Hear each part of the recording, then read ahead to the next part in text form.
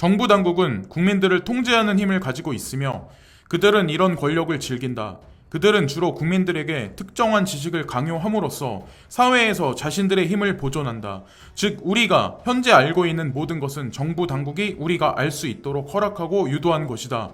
정부 당국의 필터를 통과하지 못하면 우리에게 올 수 있는 것은 아무것도 없다. 오늘의 우리는 정부 당국이 이렇게 만든 것이고 우리가 그것으로부터 벗어나는 것은 매우 어렵다. 당신이 만일 야구, 민주주의 또는 신을 좋아한다면 이것은 정부 당국이 당신이 그런 것들을 좋아하도록 만들었기 때문이다. 국민들은 자신들에게 자유의지가 있다고 믿고 있을지도 모르겠지만 정부 당국이 허락하지 않는다면 우리에게는 그 무엇인가를 사랑할 기회조차 얻지 못한다. 요점은 결국 국민들은 정부 당국이 그들에게 제공하는 옵션만을 선택할 수 있다는 것이다. 정부 당국을 불편하게 만드는 옵션에는 일반인들이 접근조차 할 수 없다. 예를 들어 정부 당국이 그 해결 방법을 찾는 것을 막았기 때문에 우리 사회는 어떻게 하면 정의로운 사회를 만들 수 있을 것인가에 대한 지식을 개발한 적이 없다. 국민들이 정부 당국이 제공한 선택사항 위에 새로운 것을 건설할 때 이것은 당국의 의지의 실현일 뿐이다. 당국은 사회정책을 시행하는 규칙을 만들고 사람들은 그저 그것을 준수해야만 한다. 이러한 규칙들은 사회과학의 기원이 되었다. 당국은 항상 자신들의 이익만 추구할 수 있는 사회적 아이디어를 지지해왔으며 그렇지 않은 아이디어는 억압해왔다. 따라서 사회과학자들은 국민들의 이익이 아닌 정부 당국의 이익만을 따랐다. 그 결과 사회과학은 사회정의와 멀어지게 된다. 우리는 사회과학자들이 단지 정부 당국의 압력을 받아 그렇게 행동했을 뿐이라고 볼 수도 있지만 분명히 그들이 한 일은 사회의 발전을 방해해 왔다는 사실을 알 수 있다. 설사 사회과학자들이 사회를 개선하고 싶어도 선배들로부터 받아들여진 왜곡된 지식으로 이미 잘못된 길을 가지고 있기 때문이다. 이들이 사회를 개선할 가능성은 없다. 인류의 역사를 통해 정부 당국은 우리가 사회 문제로부터 탈피할 수 없는 복잡한 사회과학의 창조를 지지해왔다. 우리는 정부 당국이 우리에게 가르친 사고방식이 인류의 밝은 미래를 찾지 못하도록 방해를 한다는 사실을 알 수 있다. 사회과학자들은 민주주의를 발전시켜 이것을 국민에 의한 국민의 최선의 정치적 선택으로 제시했다. 그러나 이 론을 따르면 민주주의는 정부 당국의 이익이 되었을 뿐이다. 만일 그렇지 않았다면 민주주의는 존재하지 않았을 것이다. 정부 당국은 독재 정권이 국민들의 반란을 일으켜 자신들의 생명을 잃게 될 수도 있다는 것을 배웠다. 그들은 국민들을 사고를 조작하여 비밀리에 사회정책을 통제하는 것이 더 편리하다는 것을 알았다. 오늘날 그들은 정치인, 과학자, 그리고 언론들을 자신들이 소유한 경제력으로 통제함으로써 이것을 수행한다. 나는 그들이 얼마나 효율적인지에 대해 세계의 음모를 폭로하다라는 기사에서 밝혔다. 결과적으로 우리는 국민들이 아닌 소수의 엘리트들의 이익을 따르는 민주주의를 갖게 되었다. 국민들의 자유를 계속 막는 것은 다름 아닌 독재 정권의 한 형태다. 민주주의는 정부 당국이 의도적으로 고안한 사기였다. 우리는 자본주의의 권위자들을 엘리트라고 부린다. 우리는 그들이 과거 역사 속에서 그렇게 했던 것처럼 공개적으로 사회를 지배하지 않고 자신들이 소유한 부를 비밀리에 사용하면서 통치하는 그들을 엘리트라고 부른다.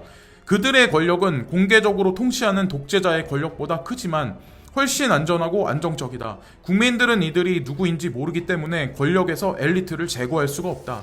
엘리트를 위해 일하는 정치인들은 그들의 지시를 매우 신중하게 따른다.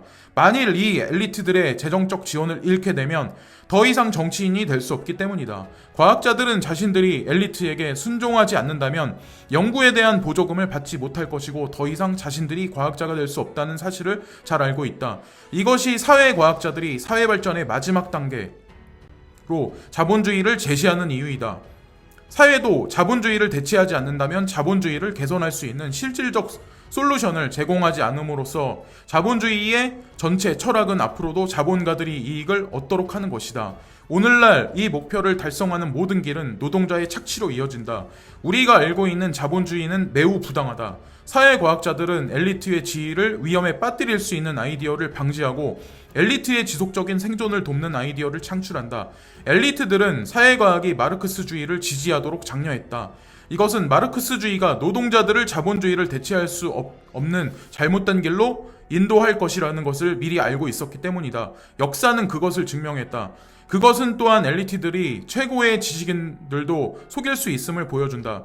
마르크스주의가 자본주의를 대체할 수 있다면 엘리트는 벌써 이것을 금지시켰을 것이다. 마르크스주의자는 단 한 명도 마르크스주의를 자유롭게 선전할 수 없었을 것이다. 나는 마르크스는 여전히 사회의 진보를 발전을 저해하고 있다는 기사에서 그것을 설명했다.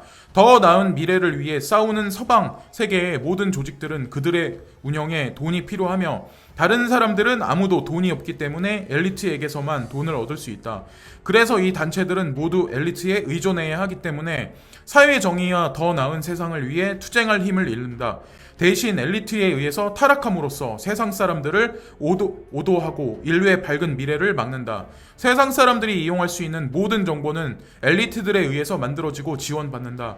엘리트들은 서방 세계의 주류 미디어를 소유하고 있지만 그들은 그것을 숨긴다. 소위 독립적인 미디어라고 하는 것은 그들의 운영에 필연적으로 돈이 필요하며 이를 지원할 재정적 힘을 가진 사람이 아무도 없기 때문에 엘리트들에게서만 그것을 얻을 수 있다.